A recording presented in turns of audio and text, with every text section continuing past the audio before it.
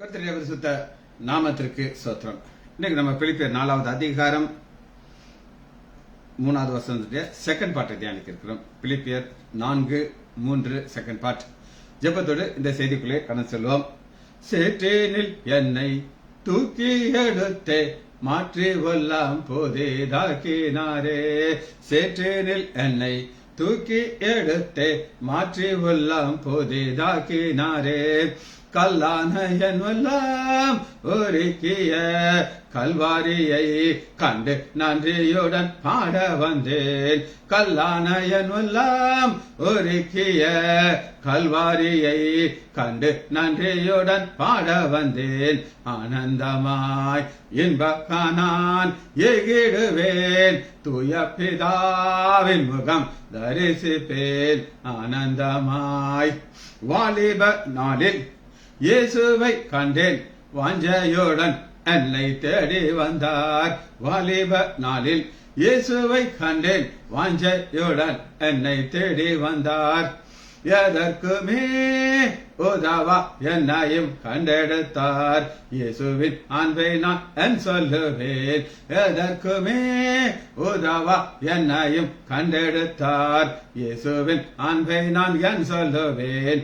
ஆனந்தமாய் கர்த்தரின் சித்தம் செய்திட நித்தம் தத்தம் செய்தே என்னை அர்ப்பணித்தேன். கர்த்தரின் சித்தம் செய்திட நித்தம் தத்தம் செய்தே என்னை அர்ப்பணித்தேன். இயேசுவல்லால் ஆசை இப்புவினில் வேறே இல்லை என்று எனக்கு அவர் ஆதரவே. இயேசுவல்லால் ஆசை இப்புவினில் வேறே இல்லை என்றும் எனக்கு அவர் ஆதரவே. ஆனந்தமாய் உம்மை பின்பற்றி ஊழியம் செய்து உம் பாதம் சேர்ந்திட வாஞ்சிக்கிறேன். உம்மை பின்பற்றி ஊழியம் செய்து உம் பாதம் சேர்ந்திட வாஞ்சிக்கிறேன். தாரும் தேவா ஏழைக்கு மாறா உம் கிருபை கண் பாரும் என்றும் நான் உம் அடிமை. தாரும் தேவா ஏழைக்கு மாறா உம் கிருபை கண் பாரும் என்றும் நான் உம் அடிமை. ஆனந்தமாய் இயேசுவின் நாமத்தினாலே ஜெபங்களுக்கு தாவே ஆமென். கர்த்தருடைய பரிசுத்த நாமத்திற்கு ஸ்தோத்திரம். Arukkaraj brother praise lord, Balasundari praise lord, Nagarathnam Ammal praise lord, Chelli teacher praise lord, Daniel Rajesh praise lord. இன்னைக்கு பிலிப்பியர் 4வது அதிகாரம் 3வது லாஸ்ட் பார்ட். அவர்களுடைய நாமங்கள் ஜீவ புஸ்தகத்தில் இருக்கிறது. அவருடைய நாமங்கள், அவர்கள் யார் அப்படின்னு கேட்டீங்கன்னா, பிரிவினையை இல்லாதபடி ஒன்றாக இணைந்து சுவிசேஷ ஊழியத்தில் பவுலோடு இணைந்து ஊழியம் செய்கிறவர்கள். எப்படி பவுலுக்கு தெரியும் இவங்க பேரு ஜீவ புஸ்தகம்? இதுதான் விசுவாசம். இந்த விசுவாசத்துல பெயர் ரொம்ப ரொம்ப முக்கியமானது.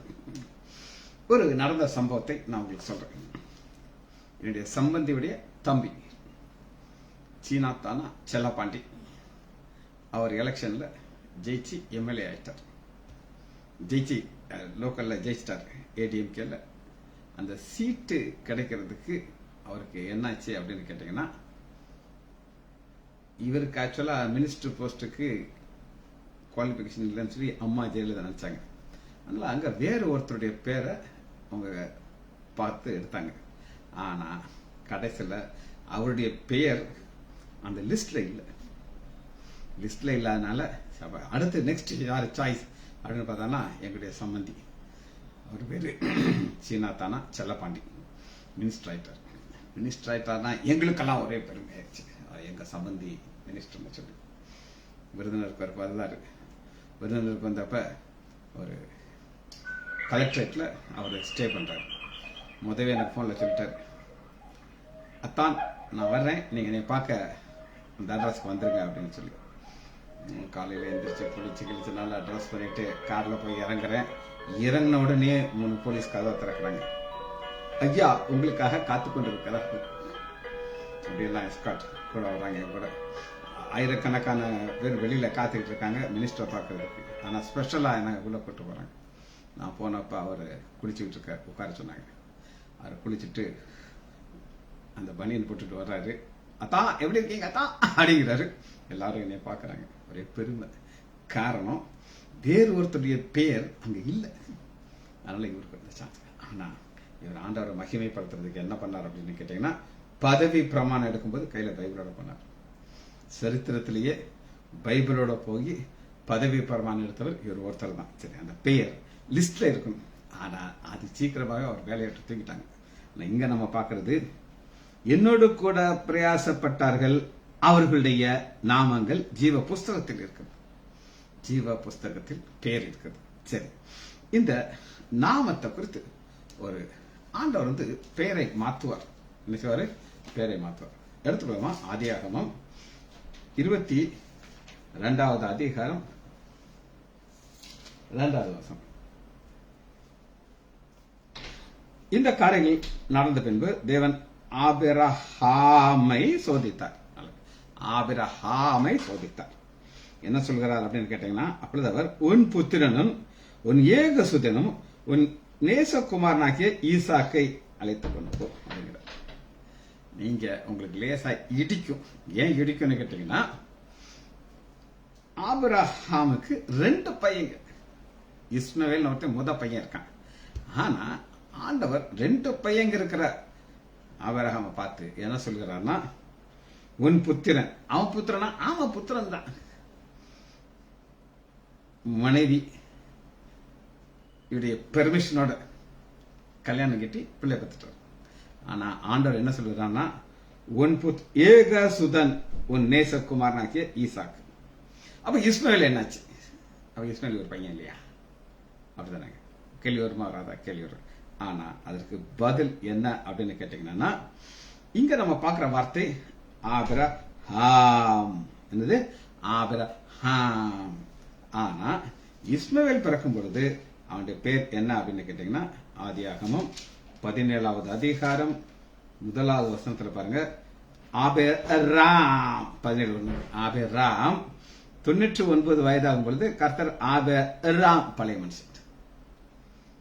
மனுஷன் பேர் ஆபிரகாம், அந்த பேரை மாத்திரார் ஆபிரகாம் அப்படி மாத்திர.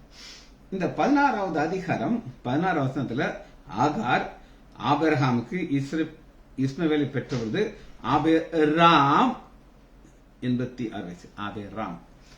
ஆபிரகாமுக்கு பிறந்த பிள்ளையை கன்சிடர் பண்ண மாட்டேங்கிறார். நான் பேரை மாத்தி உன்னை புதிய சிருஷ்டியாக்குன பிறகு உனக்கு பிறந்த பிள்ளைக்கு தான் ஈசாக்கு. பாருங்க,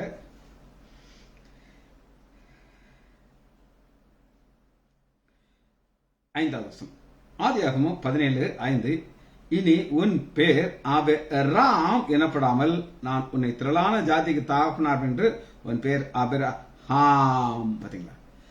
பேரை மாத்திட்டு சொல்றாரு உன்னுடைய ஏகசுதன் அப்படிங்கிறார். ஆண்டோடைய பார்வையில பெயர் ரொம்ப ரொம்ப முக்கியம். ஏன் முக்கியம் அப்படின்னு நீங்க கேட்டீங்கன்னா, 15 வசனத்துல 17:5, பின்பு தேவன் ஆபிரகாமை நோக்கி உன் மனைவியாகிய சாராயை நீ சாராய் என்று அழைக்காமல் சாராள். ஏன் சாராள் அப்படின்னு கேட்டீங்கன்னா, அவள் ஜாதிகளுக்கு தாய். அவளாலே ஜாதிகளுக்கு ராஜாக்கள் வசதிகள். அங்க ராஜாக்கள் வரப்போகிறது. இங்க இருந்து சாராள், சாராய் கிடையாது, சார் ஆல். பெயர் ரொம்ப ரொம்ப முக்கியம். இந்த பெயர் தான் எங்க இருக்கும்போது ஜீவ புஸ்தகத்தில் எழுதப்பட்டிருக்கு. இந்த பெயரை ஆண்டவர் ரொம்ப பர்டிகுலரா பார்க்கிறார். ரொம்ப பர்டிகுலர். புதிய சிருஷ்டிக்கு பிறக்கிற பிள்ளை எழுதுவாரு. என்ன வரும்? ராஜாக்களாக இருக்கும். சரி, இன்னொரு ஆண்டவர் பெயர் மாற்றின ஒரு நபரை உங்களுக்கு நான் காட்டுறேன். ஆதியாகமம் 32வது அதிகாரம்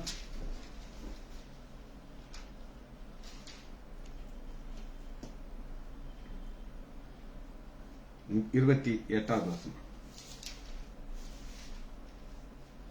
28.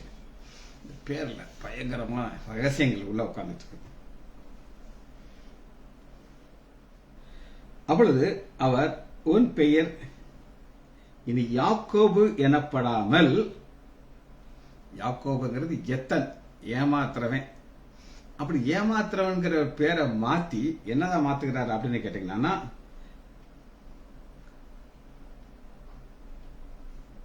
இஸ்ரவேல் எனப்படும். 28 இஸ்ரவேல் எனப்படும். அப்பொழுது யாக்கோபு உம்முடைய நாமத்தை எனக்கு அறியும். அப்ப ஆண்டவர் பேரை மாத்தணுமே, உங்க பேர் என்ன ஆண்டவரே அப்படின்னு கேட்கிறார். நல்லா கேட்டுக்கோங்க, பெயர் ரொம்ப ரொம்ப ரொம்ப முக்கியம். பிரதர் அகஸ்ட் சாம் ஜெபத்ரி அவர் சொல்லுவார், கேசட்ல சொல்லுவார், ஒரு வீட்டுக்கு போவார். அந்த அம்மா சொல்லுமா, என் பையன் படிக்கவே மாட்டேங்கிறான், சினிமாவே பார்த்துக்கிட்டு இருக்கான், ஏன் நீங்க ஏதாவது நீங்க ஜோம் பண்ணுங்கன்ட்டு. பையன், உங்க பையன் பேர் என்ன? ராஜேஷ் கண்ணா அப்படின்னு. ராஜேஷ் கண்ணா ஒரு சினிமா நடிகை பேரை வைப்பாங்க. பெரியபடி அவன் படிப்பான், சினிமா தான் பார்த்துக்கிட்டு இருப்பான். பிரபு தேவா அப்படின்னு பேரை வைப்பாங்க. அப்போ அவன் டான்ஸர்னு ஆடிக்கிட்டு கிடப்பான், படிப்பானா? ஆண்டவர் மேல பக்தி இருக்குமா? இருக்காது. பெயர் ரொம்ப ரொம்ப முக்கியம். இந்த பேரை மாற்றுறதுக்கு காரணம் என்ன அப்படின்னு கேட்டீங்கன்னா, இதனுடைய ஆசீர்வாதம் என்னன்னு கேட்டீங்கன்னா, ஆதியாகமம் 35வது அதிகாரம் 10வது வசனத்துல, இப்பொழுது உன் பேர் யாக்கோபு. இப்பொழுது ரைட் நவ், இனி உன் பேர் யாக்கோபு எனப்படாமல் இஸ்ரேல் என்று பேர் விடும். யாக்கோபுங்கிற பேரை ஆண்டவர் மாத்திடுறாரு இஸ்ரேல். இன்னைக்கு என்ன ஒரு பெரிய ஆசீர்வாதம் நினைக்கிறீங்கன்னா, இஸ்ரேல்ங்கிற தேசத்தினுடைய பெயர் மாற்றப்பட்ட யாக்கோபு. இஸ்ரேல் தேசம் உலகத்திலேயே டாப்ல இருக்கு. எல்லாரும் பயந்து டக்க டக்க டக்க நடுங்கிட்டு இருக்காங்க. சென்னையா இப்படி ஒரு ஞானத்தை கொடுத்துருக்காங்க எங்களுக்கு, இவங்க கூட ஜெயிச்சு நம்மளால மிஞ்சவே முடியாது அப்படின்னு சொல்லி அப்படி ஒரு பயத்தை கொண்டு வர்றாரு. காரணம் ஒன்னே ஒண்ணுதான், ஆண்டவர் பேரை மாற்றுகிறார். இந்த பேரை மாற்றி அவர் ஒரு காரியத்தை நம்மகிட்ட எதிர்பார்க்கிறார். அது என்ன அப்படின்னு கேட்டீங்கன்னா, ஒவ்வொரு காரியத்திலையும் ஆண்டவர் பேரை எப்படி பார்க்கறாருன்னா, ரொம்ப ரொம்ப கவனமா பார்க்கிறார். கவனமா பார்த்து இந்த நாமத்திலிருந்து எப்படி கொண்டு வர்றாரு அப்படின்னு கேட்டீங்கன்னா,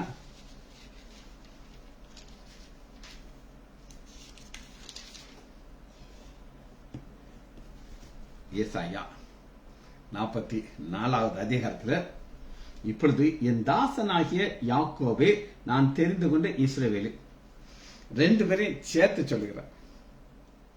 என் தாசனாகிய யாக்கோபே. இந்த யாக்கோபு யார் வச்ச பேர்? அப்பா அம்மா வச்ச பேர். அப்பா அம்மா வச்ச பேர். நான் தெரிந்து கொண்ட இஸ்ரேல், சோசன் பீப்புள். எஸ், கேட்டுக்கோங்க.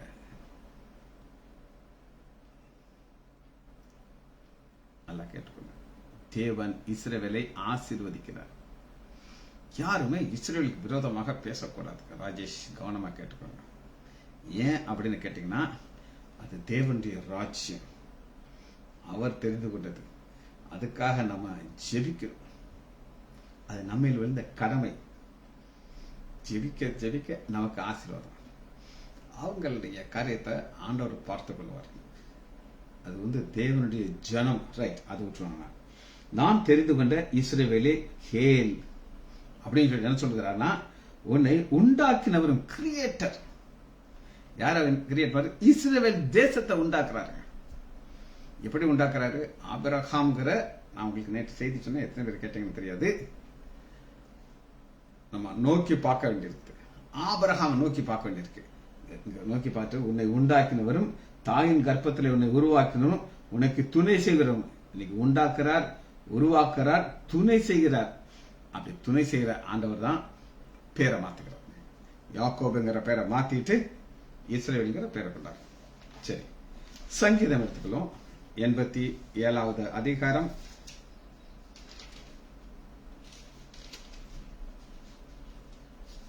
6வது வசனம், 5வது வசனம்.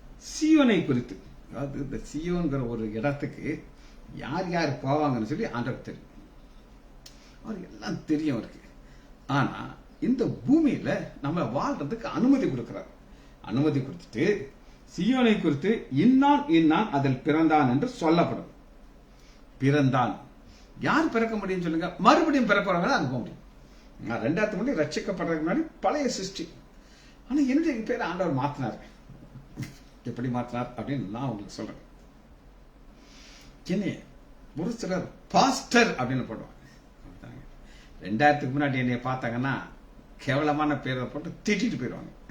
ஆனால் இப்ப எனக்கு புதிய பேரை ஆண்டவர் கொடுக்கிறார், பாஸ்டர் அப்படின்னு சொல்லி.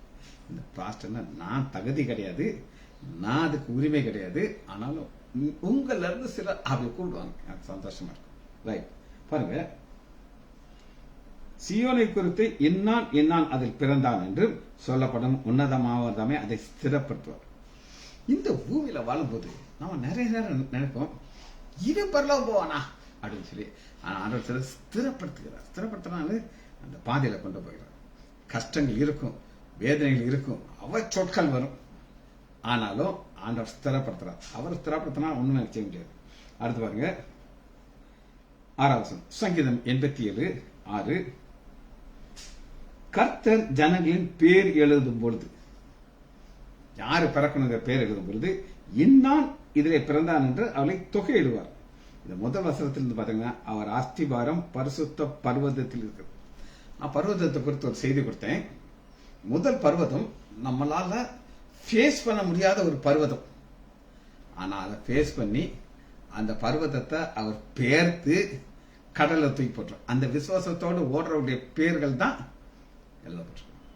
ஐயோ இந்த பர்வதத்தால் என்னால ஃபேஸ் பண்ண முடியாது அப்படின்னா சான்ஸ் கிடையாது. ரெண்டாவது ஒரு பர்வதம் சொன்னேன், அது ஒத்தாசை வரும் பர்வதம். ஒத்தாசை, ஹெல்ப். அந்த பர்வதத்திலிருந்து யார் யாருக்கெல்லாம் ஒத்தாசை வந்து கொண்டே இருக்கு, அவர் எல்லாத்துக்கும் கொடுக்க தான் ரெடியா இருக்காரு. ஆனா நீங்க அந்த விசுவாசத்தோடு இந்த பர்வதம் என்னால மேற்கொள்ள பரவாயில்ல சொல்லி ஸ்ட்ரகிள் பண்ணி முன்னாடி போகிட்டு இருந்தீங்கன்னா அந்த பர்வதம் உங்களுக்கு ஒத்தாசை கொடுக்கும். அந்த ஒத்தாசை கொடுக்கிற பருவத்தை நீங்க தொடர்ந்து போய்கொண்டே இருந்தீங்கன்னா அடுத்து அவர் என்ன செய்வார் அப்படின்னு நீங்க கேட்டீங்கன்னா, நம்மளை நோக்கி பார்க்க சொல்லுகிறார். அந்த பர்வதத்தை நோக்கி பார்க்கும் பொழுது நமக்கு புதிய வானம் புதிய பூமியை கொடுக்கிறார். அந்த புதிய வானம் புதிய பூமியில தான் அப்படி பரிசுத்த சங்கீதம் 87:1 அவர் ஆஸ்திபாரம் பரிசுத்த பர்வதத்தில் இருக்குது. கர்த்தர் யாக்கோபின் வாசஸ்தலம், எத்தன் வாசஸ்தலத்தை அவன் இருக்கிற இடத்தை பார்க்கிறோம். சியோன் வாசல்கள் பிரியமா இருக்கிறார். சியோன் வாசலுக்குள்ள போறதற்கு நம்முடைய ஆண்டவராகிய இயேசு கிறிஸ்து நானே வாசல்ங்கிறார். அந்த வாசல் மூலமாகத்தான் எங்க போக முடியும், சியோனுக்கு போக முடியும். அவர்களுடைய பேர் தான் அங்க எழுதப்பட்டிருக்கும். எங்க எழுதப்பட்டிருக்கோம், ஜீவ புஸ்தகத்துல. சரி, நம்ம இன்னும் கொஞ்சம் வசனங்களை தியானிக்க வேண்டி இருக்குது. அடுத்த வசனத்துக்கு நம்ம போவோம். யாத்ராகமம் 32வது அதிகாரம். பிரச்சனை வந்துருச்சு. யாத்ராகமம் 32வது அதிகாரம் 32வது வசனம். பயங்கரமான சிக்கல் வந்துருச்சு. சிக்கல் வரும்போது 32 அதாவது அவங்க என்ன செஞ்சிட்டாங்கன்னா, மோசே கர்த்தரிடத்தில் போயிருந்த பொழுது இந்த ஜனங்கள் பொன்னினாலே தங்களுக்கு தெய்வங்களை உண்டாக்கி மகா பெரிய பாவத்தை செய்தார்கள். ஆண்டவர் கோபம் வந்துருச்சு. கோபம் வரும்போது மோசே என்ன சொல்லுகிறாரா அப்படின்னு கேட்டீங்கன்னா, ஆனாலும் தேவரீர் அவர்கள் பாவத்தை மன்னித்தருள்வீர்களாக. ஆண்டவரே ஒன்னும் மன்னிங்க, இல்லைன்னா என்ன செய்யுங்க, நீர் எழுதின உம்முடைய புஸ்தகத்திலிருந்து என் பெயரை கிறுக்கி போட்டுங்க. ஒரு இருதயம் பாருங்க. நம்ம என்ன நினைப்போம், நம்ம பேர் இருக்கணும்னு நம்ம நினைப்போம். அந்த காலத்துல நாங்க குல்பர்கா போவோம், ட்ரெயின்ல போவோம், ரிசர்வ் பண்ணிருப்போம். டிக்கெட் ரிசர்வ் பண்ணிட்டு அந்த ட்ரெயின்ல ஒரு சார்ட் ஒட்டியிருப்பாங்க, யார் யார் பேர் அதுல இருக்குன்னு சொல்லி. அப்படியே போன உடனே தேடி பார்ப்போம். ஓ, சிஜித் லைசாண்டர் இருக்குது, மேல் போட்டு ஏஜி போட்டு இருக்கு, ரைட்டு, சந்தோஷம். பாருங்க. அப்புறம் என்ன செய்வோம்னா, மேலையும் கீழே கொஞ்சம் வாசிச்சு பார்ப்போம். இது யாரெல்லாம் நம்ம ஒரு தெரியாது, மூஞ்சி தெரியாது, பேரு தெரியாது. ஆனாலும் டைம் பாஸ் அந்த பேரை வாசிச்சுட்டு இருப்போம். ஆனா அந்த மாதிரி கிடையாது. உம்முடைய புஸ்தகம் 38. அப்பொழுது கர்த்தர் மோசேயை நோக்கி, எனக்கு விரோதமாக பாவம் செய்தவனோ அவன் பேரை என் புஸ்தகத்திலிருந்து கிறுக்கி போடுவேன். பார்த்தீங்க, எவர் எனக்கு விரோதமா எவன் பாவம் செய்யறானோ பேரை கிறுக்கி போட்டு ஒரு பயம் இருக்கணும். ஆண்டவருக்குள்ள நம்ம சந்தோஷமா இருக்கணும். நம்ம பேர் ஜீவ புஸ்தகத்தில் எழுதியப்பட்டிருக்கணும். விசுவாசத்தோடு இந்த ஓட்டத்தை ஓடுறோம். சரி, இது ஆண்டோட்ட போய் வேற எதுவும் பேசவே முடியாது. சரி, இங்க பாருங்க. இது சங்கீதம் 69வது அதிகாரம்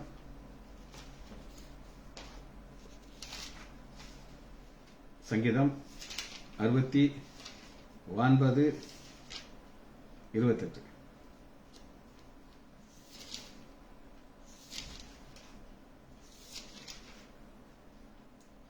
ஜீவ புஸ்தகத்திலிருந்து அவர்கள் பெயரை கிறுக்கி போடுவதாக நீதிமான் பெயர்களோடு எழுதப்படுது. இப்ப தாவீதுடைய ஒரு ரிக்வெஸ்ட் என்ன அப்படின்னு கேட்டீங்கன்னா, ஆண்டவரே 2 பேரும் வேற இருப்பாங்க. நீதிமான்கள் பேர் வேற, துன்மார்க்கனுடைய பேர் வேற, 2 மிக்ஸ் பண்ணிடுறாங்க ஆண்டவர்.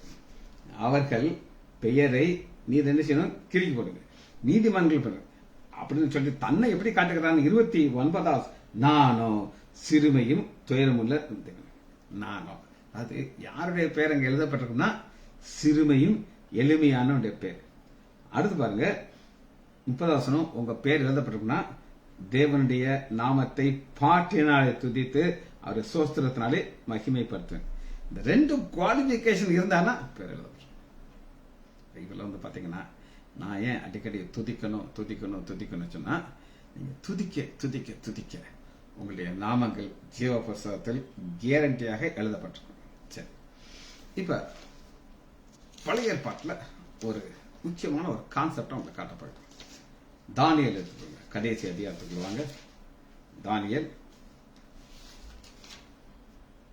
12வது அதிகாரம் 1 வசனத்துல பழைய ஏற்பாட்டு பரிசுத்தவான்களுடைய பேரை நான் உங்களுக்கு காட்டுறேன். பழைய ஏற்பாட்டு பரிசுத்தவான்கள் பேரை வேற, புதிய ஏற்பாட்டு பரிசுத்தவான்கள் பேர் வேற.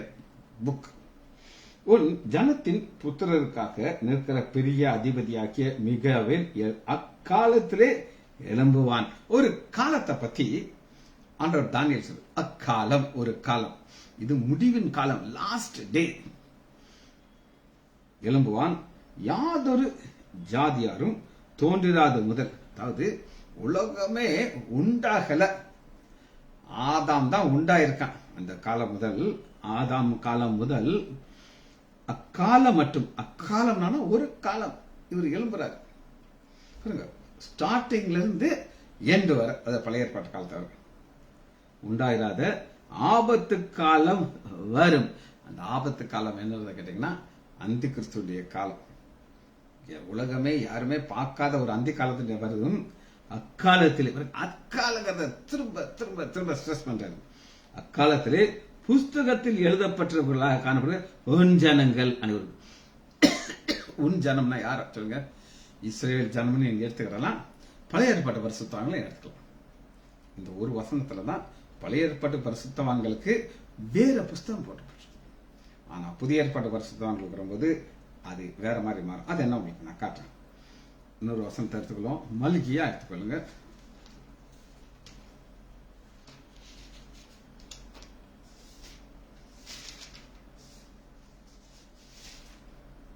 மல்கியா 3வது அதிகாரம் 16வது வசனம். அப்பொழுது கர்த்தருக்கு பயப்படுகிறவர்கள் ஒருவர் பேசிக் கொள்வார்கள், கர்த்தர் கவனித்து கேட்பார். கர்த்தருக்கு பயந்தவர்களுக்காகவும் அவருடைய நாமத்தை தியானிக்கிறவர்களுக்கும் ஞாபக புஸ்தகம் என்று எழுதும். ஞாபக புஸ்தகம். இதுல 2 கூட்டத்தாருடைய பேர் அங்க இருக்கு. ரெண்டு குவாலிபிகேஷன் உங்களுக்கு இருக்கும். அது என்னன்னு கேட்டீங்கன்னா, கர்த்தருக்கு பயந்து நடக்கிறவர்கள் நம்பர் 1, 2வது அவருடைய நாமத்தை தியானிக்கிறவர்களுக்காக. இதை வச்சு நான் ஒரு புஸ்தகம் எழுதுனேன். அவருடைய நாமம் அதுல என்னெல்லாம் இருக்கும் அப்படின்னு கேட்டீங்கன்னா, பிதாவுடைய நாமம், ஆண்டவராக இயேசு கிறிஸ்துடைய நாமம், பரிசுத்தாவுடைய நாமம், 3 கிளாஸ் போட்டு எழுதி வச்சிருக்கேன். புதுசா ஏதாவது ஒரு வெளிச்சம் கிடைச்சா டக்குன்னு நான் ஒரு இன்டர்வியூ போட்டிருக்கேன். அவங்களுக்காக ஆண்டவர் ஞாபக புஸ்தகம்னு சொல்லி ஒரு புஸ்தகத்தை வச்சிருக்கிறாரு.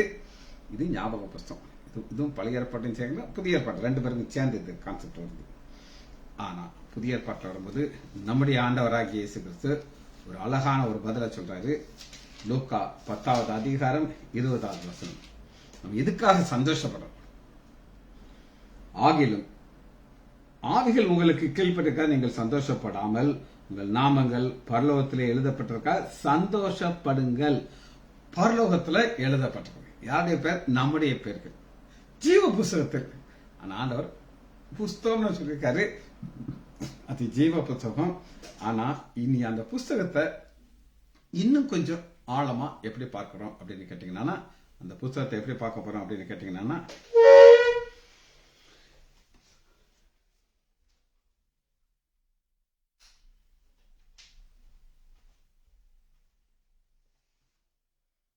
எடுத்துக்கொள்ளலாம். வெளிப்படுத்துதல் 3வது அதிகாரம் 5வது வசனம். புஸ்தகம்னு சொல்லி ஆண்டவர் சொன்னாரு. ஆனா இன்னும் அதை ஆழமா பார்க்கும்போது வெளிப்படுத்துதல் 3வது அதிகாரம் 5வது வசனம். ஜெயம் கொள்ளுகிறவன் எவனோ அவனுக்கு வெண்வஸ்திரம் தரிக்கப்படும், ஜீவ புஸ்தகத்திலிருந்து அவனுடைய நாமம். ஜீவ புஸ்தகம், இங்க ஜீவ புஸ்தகம்னு சொல்லி இருக்குது. ஆனா அடுத்து வரும்போது அந்த ஜீவ புஸ்தகத்திற்கு இன்னொரு ஸ்பெசிபிக்கான ஒரு பேர் ஆண்டவர் கொடுக்கிறார். ஜீவ புஸ்தகம் ஜீவன் உள்ளவர்களுடைய பெயர்கள் எழுதப்பட்டது. ரைட். வெளிப்படுத்துதல் 13வது அதிகாரம் 8வது வசனம். உலக தோற்றம் முதல் அடிக்கப்பட்ட ஆட்டுக்குட்டியானுடைய ஜீவ புஸ்தகம். இங்க இன்னும் ஸ்பெசிபிக் வந்துருச்சு. ஜீவ புஸ்தகம் ஆட்டுக்குட்டியானுடைய ஜீவ புஸ்தகம். உலக தோற்றம் முதல், உலகம் உண்டாறதுக்கு முன்னாடியே ஆண்டவர் ஒரு சிலர் தெரிந்து கொள்கிறார். இங்க பாலசுந்தரிய பார்க்கிறோம். பாலசுந்தரி எப்படி ஆண்டவருக்குள்ள வந்தார்னு சொல்லி அவன் எல்லாருக்கும் தெரியும். கட்டாயம் அவளுக்கு தெரிஞ்சிருக்காது. இந்த ஆஸ்பத்திரிக்கு வரும்போது நான் ஒரு காலத்துல ஆண்டவருடைய பிள்ளையா மாறுவேன். இந்த பேஸ்புக்கில் ஆண்டவர் செய்தி சொல்லும்போது நான் டாக்டர் செய்தியை நான் கேட்பேன்னா அவளுக்கே தெரியாது. ஆனா அவ பேரை உலக தோற்றத்துக்கு முன்னாடியே எங்க அவர் வச்சிட்டார் அப்படின்னு கேட்டீங்கன்னா ஆட்டு குட்டியானுடைய ஜீவ புஸ்தகத்துல. அதனால அதுல நம்ம அடுத்து பார்க்கும்போது வெளிப்படுத்துதல் 20வது அதிகாரம் 12வது வசனம் இருக்கும். வெளிப்படுத்துதல் 20:12. இது ஃபைனல் ஜட்ஜ்மெண்ட், லாஸ்ட். இங்கதான் வெள்ளை சிங்காசனத்தை நம்ம பார்க்கிறோம். அப்பொழுது நான் பெரிய வெள்ளை சிங்காசனத்தையும் அதன் மேல் வீற்றிருந்தவரையும் கண்டேன். பிதாவாக்கிய தேவன் அவருடைய சமூகத்திலிருந்து பூமியும் வாகனம் அனுப்பப்பட்டுச்சு. பாருங்க 12 மரித்தோராகிய சிறியோர் பெரியோர் எல்லாரும் எழுந்திருக்கிறாங்க. அப்பொழுது புஸ்தகங்கள் திறக்கப்பட்டது. இப்ப இந்த புஸ்தகங்கள் ஒரு ஜெனரல் டேர்ம். அது ஒரு மனுஷன் பிறந்த உடனே ஆண்டவர் அந்த புஸ்தகத்தில் பேர் எழுதுறார். ஆனா என்னைக்கு ஆண்டவராகிய இயேசு கிறிஸ்துவை ஏற்றுக்கொண்டு சொந்த ரட்சகர்ல மாறுறார்களோ அப்ப ஜீவ புஸ்தகத்திலிருந்து ஆட்டுக்குட்டியாவுடைய ஜீவ புஸ்தகம் அடுத்த செக்ஷன் வந்துடுறாங்க. எழுதப்பட்டிருக்க அவர்கள் தங்கள் தங்கள் கிரியலின்படியே தக்கதான். கிரியன் என்னது? இந்த உலகத்தில் நம்ம வாழப்படுறது எவ்வளவு தூரத்துக்கு நம்ம ஆண்டவரை நேசிக்கிறோமோ, மற்றவர்களை நேசிக்கிறோமோ அதன் அடிப்படையில் வச்சிருக்கோம். 13 சமுத்திரம் தன்னில் உள்ள மருத்துவரை ஒப்புவித்தது. அதுங்க சமுத்திரம் என்னன்றது நான் உங்களுக்கு சொல்றேன். நம்மளுடைய சரீரத்தை அடக்கம் பண்றாங்க அல்லது எரிக்கிறாங்க. எரிச்சா அது என்னதான் ஒரு சாம்பலா மாறிடும். இந்துக்கள் என்ன செய்வாங்க, அந்த சாம்பல் எடுத்து கொண்டு போய் கங்கையில கரைக்கிறாங்க. அது எங்கனாலும் அங்கதான் இருக்கும், அது மறைஞ்சு போகாது. அதாவது நம்மளால ஒரு பொருளை 200 பொருளாகத்தான் மாற்ற முடியும். இப்ப அந்த மரம் இருக்கு, எரிக்கணும், சாம்பலா மாறும். அதுபோல நம்முடைய சரீரத்தை ஒரு நாள் ஆண்டவர் திரும்ப அதை கொண்டு வருவார். 15 பாருங்க. வெளிப்படுத்துதல் 20:15. ஜீவ புஸ்தகத்தில் எழுதப்படாமல் காண்கிறவன் அக்னியர். உங்க பேர் ஜீவ புஸ்தகத்தில் இருந்தானா என்ன நடக்குங்கிறத மட்டும் பார்த்து இதை முடிக்க போயிருங்க. 21வது அதிகாரம் 27வது வசனம். இதான் லாஸ்ட். தீட்டுள்ளதும் அருவருப்பையும் பொய்ய நடக்கிறது ஒன்று அது ஆட்டுக்குட்டியானோடைய ஜீவ புஸ்தகம். ஆட்டுக்குட்டியானவர் நம்முடைய ஆண்டவராகிய இயேசு கிறிஸ்து இந்த பூமிக்கு வரும்போது அடிக்கப்பட்ட வண்ணமாக வர்ற தேவ ஆட்டுக்குட்டியா வந்தார். வாயை திறவாத ஆட்டுக்குட்டியா உலகத்தின் பாவத்தை எல்லாம் தம்மையில ஏற்றுக்கொண்டு மறித்தார். மறித்து இன்னைக்கு உயிரோடு இருக்கிறார். இன்னைக்கு அவருக்கு ஒரு புஸ்தகம் இருக்குது, அது ஜீவ புஸ்தகம். அந்த புஸ்தகத்தில் பேர் எழுதப்பட்டவர் தான். வசனத்தை வாசிச்சு இந்த செய்தியை முடிக்க போயிடும். பிலிப்பியர் 4வது அதிகாரம் 3வது வசனத்தில் லாஸ்ட் பார்ட். அவர்களுடைய நாமங்கள் ஜீவ புஸ்தகத்தில் இருக்குது. இன்னும் ஸ்பெசிபிக் ஆச்சுன்னா அவருடைய நாமங்கள் ஆட்டுக்குட்டியானுடைய ஜீவ புஸ்தகத்தில் இருக்கு. ஜபிச்சு முடிப்போமா? மகா இரக்கமும் கருமையும் உள்ள பிதாவே, துதிக்கிறோம் ஐயா. நன்றி உள்ள இருதயத்தோடு உங்களுடைய திரு சமூகம் வருகிறோம் ஐயா. எங்களுடைய பெயர்களை ஜீவ புஸ்தகத்தில் எழுதப்பட்டிருக்கிறது என்ற நம்பிக்கையோடு ஓட உதவி செய்யுங்க ஐயா. பிள்ளைகள் ஒவ்வொருவரையும் என் ஆண்டவராகிய இயேசு கிறிஸ்துவின் நாமத்தினாலே ஆசீர்வதிக்கிறேன். இயேசுவின் நாமத்தினாலே ஜெபங்கள் பிதாவே. ஆமேன், ஆமேன்.